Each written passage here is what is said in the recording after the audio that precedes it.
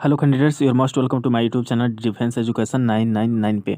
आज हम लोग बात करने वाले हैं एयरफोर्स ग्रुप डिस्कशन में इंट्रोडक्शन कैसे दे कि आपका इंप्रेशन अच्छा हो। कितनी बार बोले, कितनी देर तक बोले कि आपको मना नहीं किया जाए बोलने से। हिंदी अलाउ होता है कि नहीं डिस्कशन के पीरियड में। इंट्रोडक्शन में कौन ऐसी गलती ना करे जिससे आपको जीडी से भी आउट होना पड़े। तो चलिए शुरू करते हैं। फर्स्ट ऑफ ऑल इंट्रोडक्शन कैसे दें। जैसे कि कहा जाता है कि first impression is last impression. तो हम लोग को अपना इंट्रोडक्शन इस तरह से रेडी करके जाना है कि उसका जो टाइम पीरियड हो मात्र 30 से 35 सेकंड का ही हो, और उसमें आपका जो भी एक्सप्लेनेशन होना चाहिए खुद के बारे में होना चाहिए। मतलब कि ना कि आपका फैमिली का एक्सप्लेनेशन होना चाहिए, अपने माता पिता अपने भाई बहन का, ऐसा कुछ ज़रूरी नहीं है। बस आपका अपना एक्सप्लेनेशन कीजिए, खुद के बारे में बताइए कि हमारा क्वालिफ़िकेशन क्या है, मेरा एम क्या है आगे चल के, हॉबी क्या है, आगे चल के हम क्या बनना चाहते हैं, हम एयरफोर्स ज्वाइन करना क्यों चाहते हैं।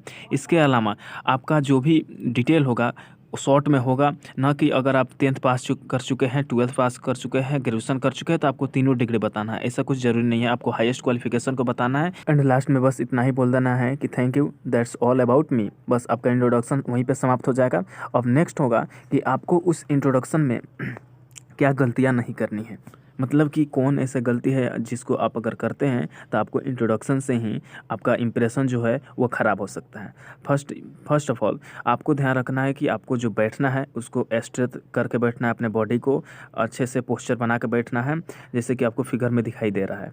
इसके अलावा अगर आप बैठते हैं तो सिर्फ एक ही पर्सन की ओर नहीं देखना है, आपके साथ जितने भी मेंबर हैं उनके साथ सबको देखना है। इसके अलावा जो विंग कमांडर बैठे होते हैं आपका जीडी टेस्ट लेने के लिए, उनको भी देखना है। आप जो भी बोलते हैं सबको देख के बोलें और आराम आराम से बोलें, ना कि हिचकिचा के आपको बोलना है। इसके अलावा बहुत स्टूडेंट ऐसे सोचते हैं कि मैं बहुत तेज़ी में बोलूँगा तो मेरा इंट्रोडक्शन अच्छा होगा।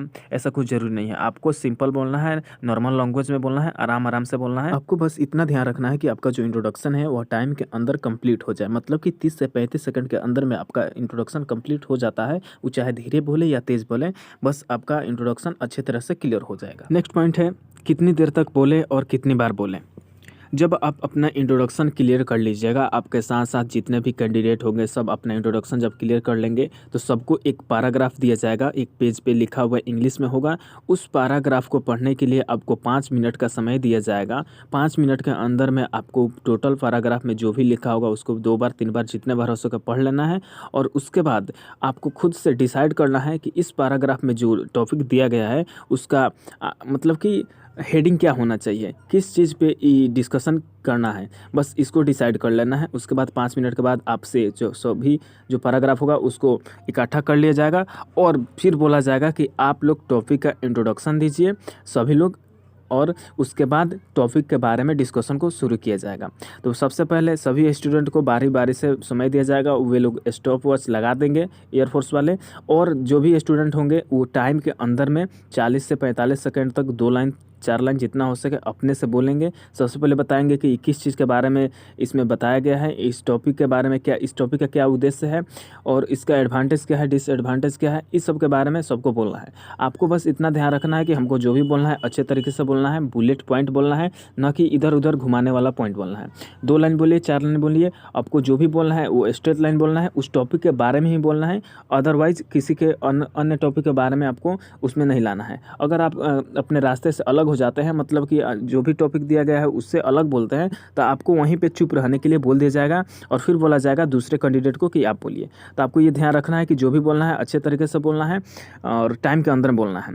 इसके अलावा कितनी बार बोलना है, तो बस आपको ये ध्यान रखना है कि एक डिस्कशन में आपको मात्र 2 से 3 बार पार्टिसिपेट करना है, ना कि अगर आप सोचते हैं कि मैं 4 बार 5 बार पार्टिसिपेट करता हूं तो मैं अच्छी तरह से डिस्कशन को क्लियरफाई कर लूँगा, तो ऐसा कुछ नहीं है। आपको 2 से 3 बार अटेम्प्ट करना है और जो भी बोलना है अच्छे तरीके से बोलना है, आपके लिए वही बेहतर होगा।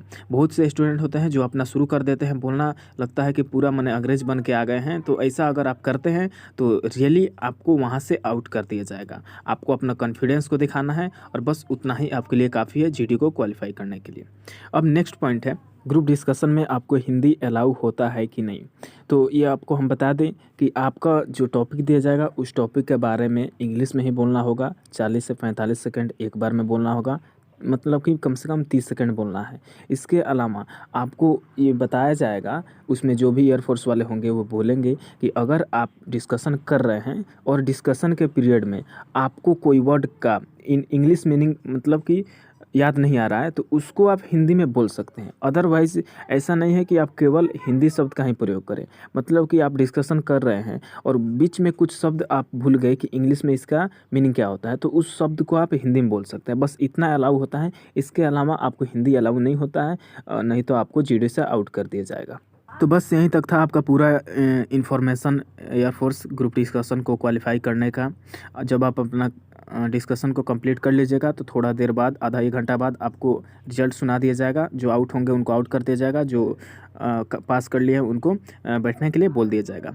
तो बस इतना ही बात को आपको फॉलो करना है और श्योर आपका इंट्रोडक्शन और ग्रुप डिस्कशन क्लियर हो ही जाएगा। So thank you for watching this video and please subscribe this YouTube channel Defense Education 999 to get more information about Air Force. Thank you.